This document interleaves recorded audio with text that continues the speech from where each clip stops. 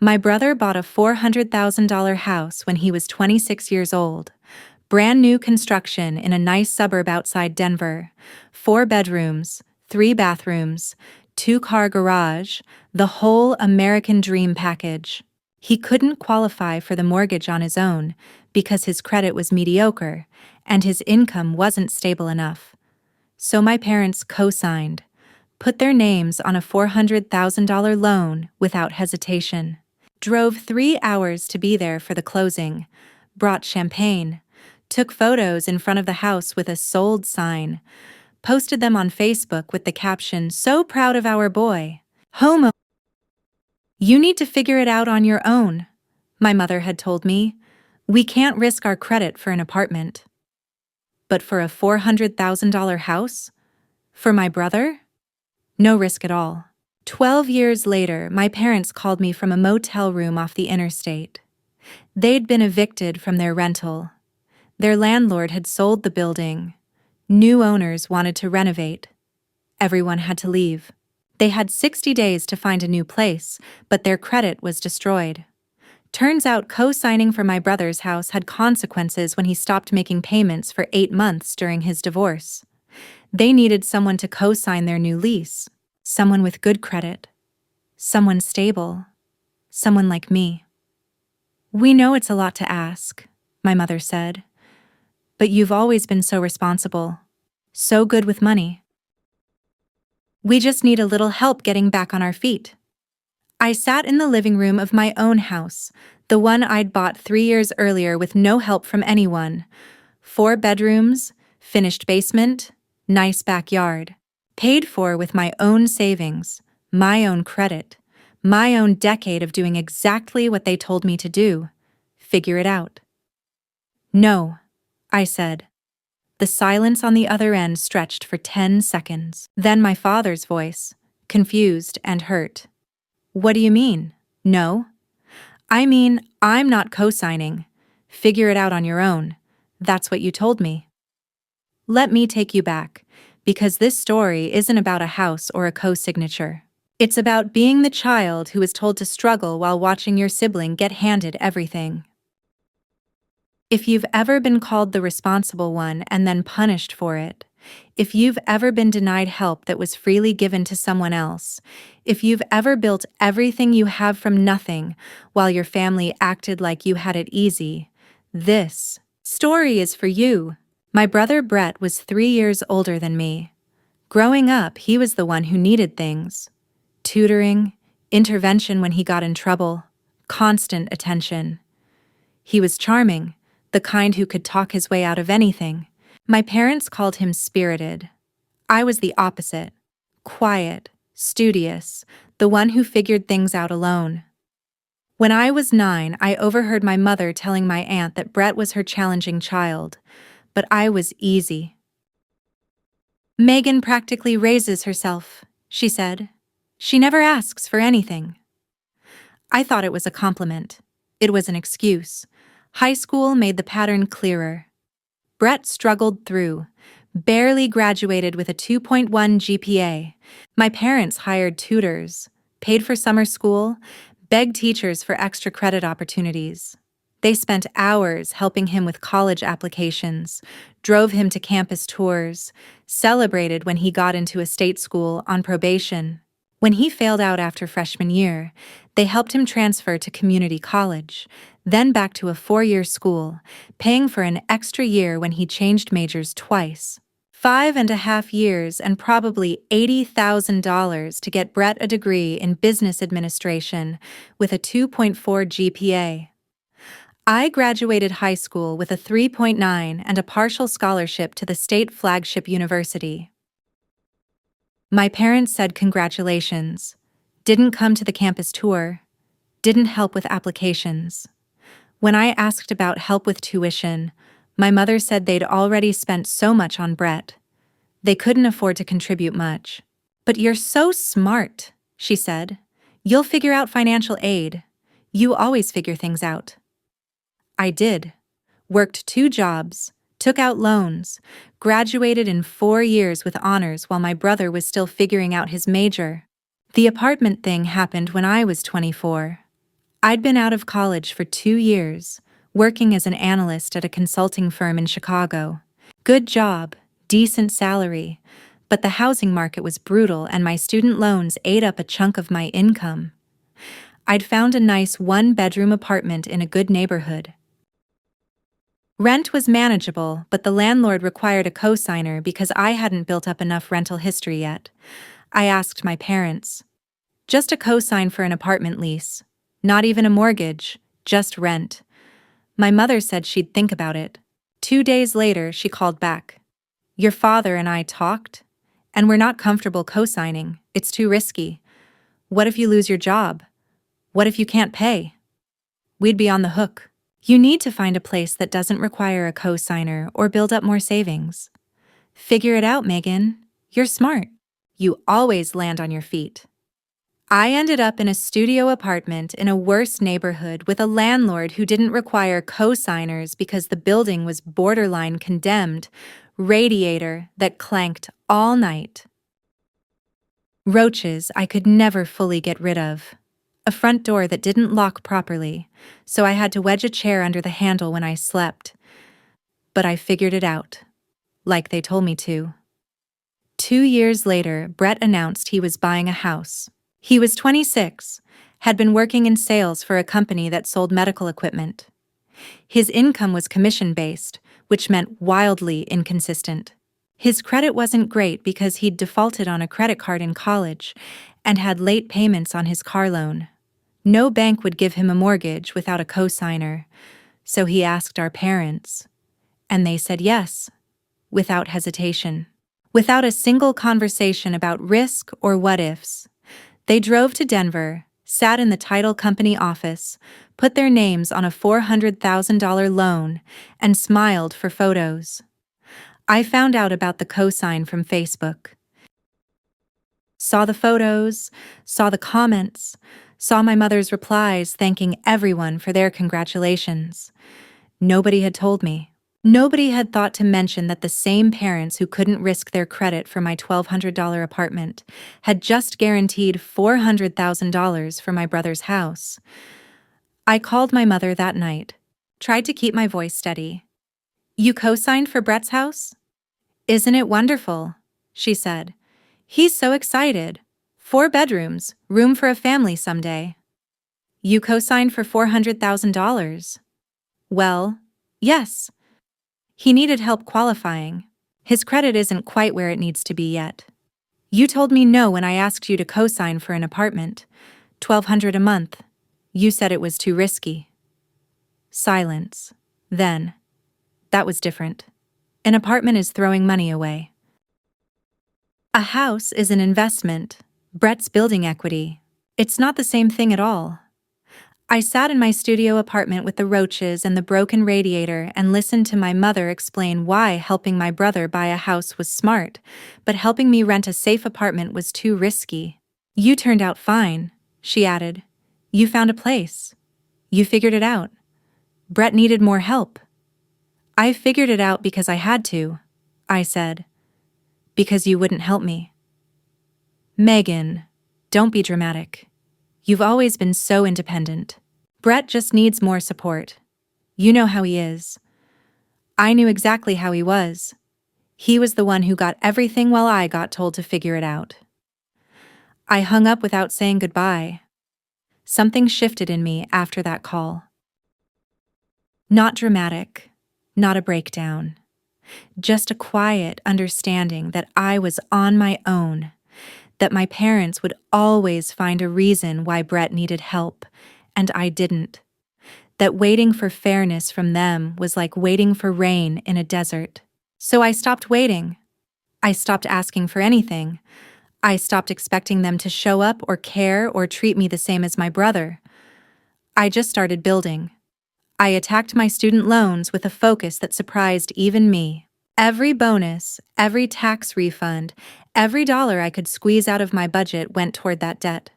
I ate rice and beans for months, took on freelance work on weekends, moved to a slightly better apartment when my lease was up, still no cosigner, still a sketchy building, but fewer roaches. I got promoted at work, then promoted again. My salary climbed. My debt shrank. By the time I was 28, I'd paid off $42,000 in student loans completely. I didn't tell my parents, didn't post about it, just moved on to the next goal. Meanwhile, Brett was living large in his 4-bedroom house. Got married to a woman named Ashley. Big wedding. My parents paid for most of it. I was a bridesmaid, gave a toast. Nobody asked how I was doing. At the reception, my mother made a speech about how proud she was of Brett. I clapped along. Brett's beautiful life started cracking 3 years later.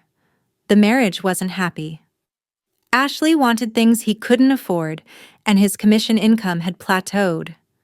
They refinanced the house to pay off credit card debt, then refinanced again. My parents didn't know the details. Brett didn't tell them. He just kept posting photos of vacations and new cars and home renovations, all funded by debt he was piling onto the house they'd co-signed. I kept building. Got recruited to a bigger firm in Minneapolis, significant raise, relocation package. I rented a nice apartment with my own credit history, no cosigner needed. Started saving for a down payment, put aside $500 a month, then $700, then $1,000 as my salary grew. I was 32 when I bought my house. A nice 3-bedroom colonial in a good school district. 20% down payment saved, credit score 780. Excellent rate. No cosigner, no help. I signed the papers alone, drove to my new house alone, sat on the floor of the empty living room alone. It wasn't sad. It was freeing. This was mine. I texted my parents a photo. Bought a house today. My mother responded 3 hours later with, "Congratulations, so happy for you," and a heart emoji. That was it. No offer to visit, no questions about the house, no pride about how I'd done it alone. Brett had gotten champagne and Facebook posts. I got an emoji. The year I turned 34, Brett's marriage finally collapsed. Ashley filed for divorce and wanted half of everything, including the house that was now underwater because they'd refinanced it so many times. Brett couldn't make the payments on his own. He tried for a few months, fell behind, then just stopped paying altogether. The bank sent letters, then more letters, then notices. 8 months of missed payments before the bank started calling my parents, the co-signers, demanding payment. I heard, "Your mother and I might have to help him out for a while with the mortgage." "Help him out," I repeated. "You co-signed. If he doesn't pay, you have to pay." "It's not that simple. He's going through a lot. The divorce took everything out of him." "Ashley, I'm just thinking about how you wouldn't co-sign for my apartment because it was too risky." My father sighed. "Not this again. That was years ago. Can you let it go?" $400,000, I said. "You put your names on $400,000 for him. You wouldn't risk $1,200 a month for me. And now you're paying his mortgage because he defaulted. Tell me again how my apartment was the risky one." He hung up. The fallout was worse than I'd imagined. Brett eventually did a short sale, but my parents' credit was destroyed. They'd made mortgage payments for several months to avoid foreclosure, draining their savings. The damage meant they couldn't refinance, couldn't get approved for credit cards, couldn't do normal financial things. They were in their early 60s starting over because they'd trusted Brett with $400,000 he couldn't handle. I watched from Minneapolis. Not satisfaction, not happiness, just a cold recognition that this was exactly what I'd told them would happen, except I'd never actually said it out loud because they wouldn't have listened anyway. The responsible one. The one who figured things out. The one they never helped because she didn't need it. I'd tried to warn them, in my way, by pointing out the disparity. They'd called me jealous, petty, unable to be happy for my brother. And now they were paying his mortgage while I sat in a house I'd bought myself. 3 years passed. I got married to a man named David I'd met through work. Small wedding, 30 guests. We paid for it ourselves. My parents came, gave us a set of dishes, seemed distracted the whole time. Brett was going through bankruptcy by then, and they were helping him navigate it. My wedding was an afterthought. I didn't expect anything different. Then came the eviction. My parents had been renting since they sold their house a few years earlier, downsizing to a condo to try to recover from the Brett financial disaster. But the condo building was sold to developers. Everyone had to leave, and my parents couldn't qualify for a new lease anywhere decent because their credit was still wrecked. They called me from a motel. They needed a cosigner. I listened to my mother explain the situation, the developers, the 60-day notice, the credit problems, the rejections from landlords who ran background checks. She was crying a little by the end. "We just need someone to vouch for us," she said. "We can afford the rent. We have the income. It's just the credit score. If you could just co-sign, just until we get back on our feet. You have such good credit. It would really help us." I let the silence stretch, sat in my living room, looking at the fireplace David and I had just had refaced, at the bookshelves I'd built myself, at all the evidence of a life I'd constructed from nothing. "No," I said. The silence on her end was heavy. "What?" "I'm not co-signing." "Megan, we're your parents. We're in a motel. We need help." "You needed to help me once too. I was 24, alone in a bad neighborhood, asking you to co-sign an apartment lease. You said no. You said it was too risky. You said I needed to figure it out." "That was different," she said. "You were young. You could have lost your job. The risk was $1,200 a month," I said. "You wouldn't risk $1,200 a month for me. But you risked $400,000 for Brett. And when that blew up, when you had to pay his mortgage, when your credit got destroyed because of him, you kept helping him. You helped him through the short sale. You helped him through the bankruptcy. And now you want me to risk my credit for you?" "We're family," my father said. He must have been listening on speaker. "We're your parents. You're the parents who told me to figure it out while you handed everything to Brett. And I did figure it out. Every apartment, every loan, every job, every house. All by myself. Because that's what you taught me. That I was on my own. That I didn't deserve the same help you gave him. We never said you didn't deserve. You said it with your actions. Every single time. And now you want me to co-sign for you? After everything?" My mother was fully crying now. "Please, Megan, we're desperate." I was desperate too. In that studio apartment with the broken lock and the roaches, worrying about my safety, asking my own parents for help and being told no. "You didn't care then. You told me I'd figure it out because I always do. So figure it out." The way I did. I hung up. My hands weren't shaking. I wasn't crying. I just felt tired. David came in from the kitchen, looked at my face. "Everything okay?" "My parents are being evicted," I said. "They wanted me to co-sign their new lease."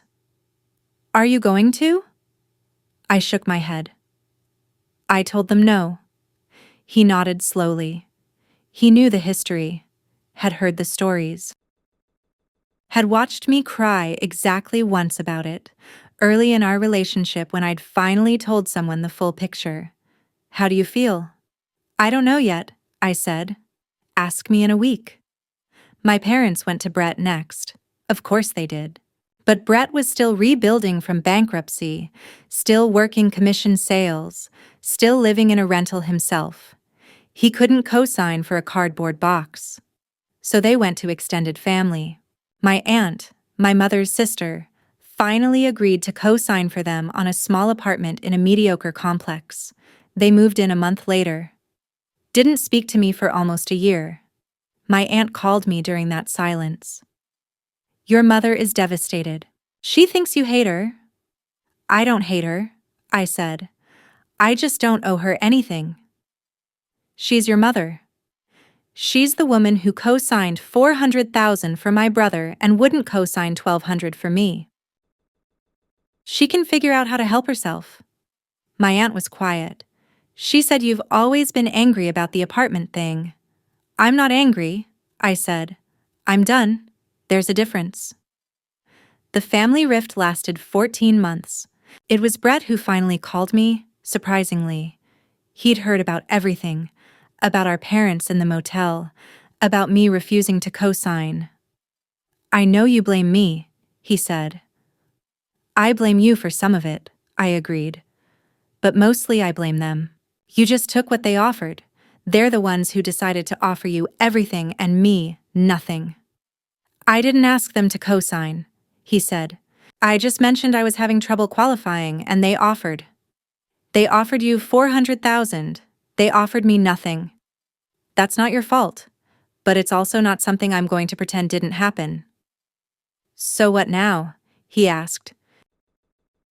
Are you just never going to talk to Mom and Dad again? I don't know. Maybe someday. When I don't feel like every conversation is going to be about how I'm the bad guy for having boundaries. They really are sorry. Dad especially. He said he didn't realize how much the apartment thing meant to you. It wasn't just the apartment, I said. It was everything. Every tutor they paid for you and not me. Every extra year of college they funded. Every time they showed up for your stuff and missed mine. The apartment was just when I finally understood it wasn't going to change. We talked for another hour. Brett actually listened. Admitted he'd had it easier. Said our parents were getting older and it might be time to mend things. I said maybe.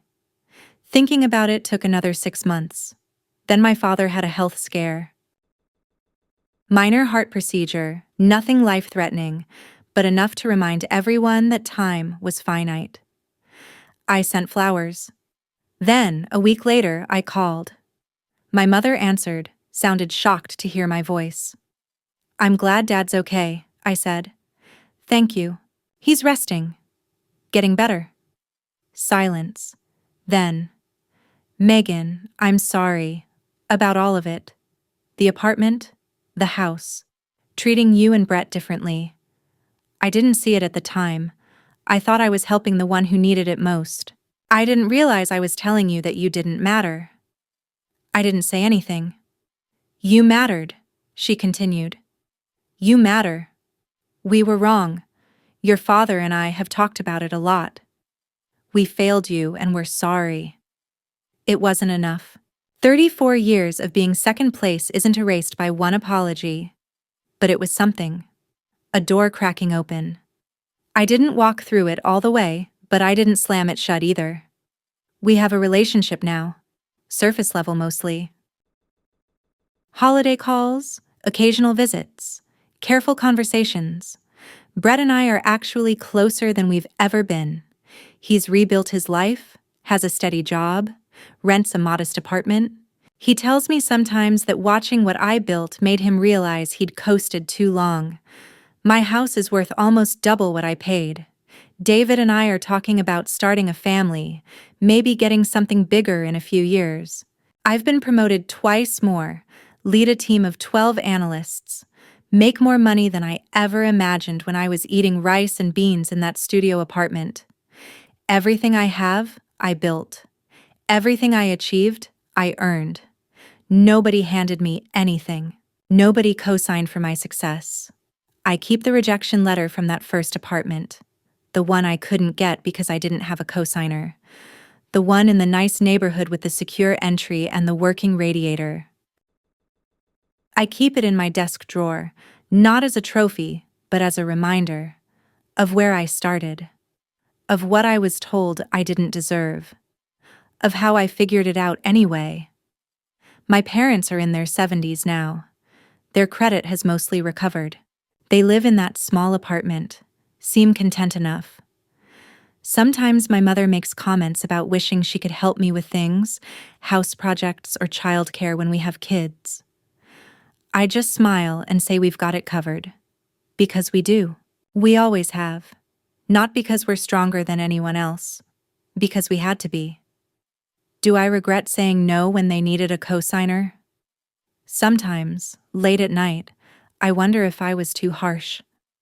Then I remember the roaches, the broken lock, the chair wedged under my door because I didn't feel safe, the phone call where my mother explained that helping me was too risky while she'd just guaranteed $400,000 for my brother, and the regret fades. Because I didn't create this distance. They did. Every time they said yes to him and no to me. Every time they showed up for his life and phoned it in for mine. I just finally said it back. If you've ever been the one who was told to figure it out while watching a sibling get handed everything, this story is for you. If you've ever been called responsible and then punished for it by receiving less, this is for you. If you've ever built something extraordinary with no help and then been asked to save the people who never helped you, this is for you. You don't owe anyone your success just because they're family. You don't owe co-signatures to people who wouldn't co-sign for you. Sometimes the most honest thing you can do is hold up a mirror and let them see what they taught you. Tell me in the comments, have your parents ever helped a sibling more than you? Did you? Sometimes the best revenge isn't anger, it's signing your own name on everything you've earned.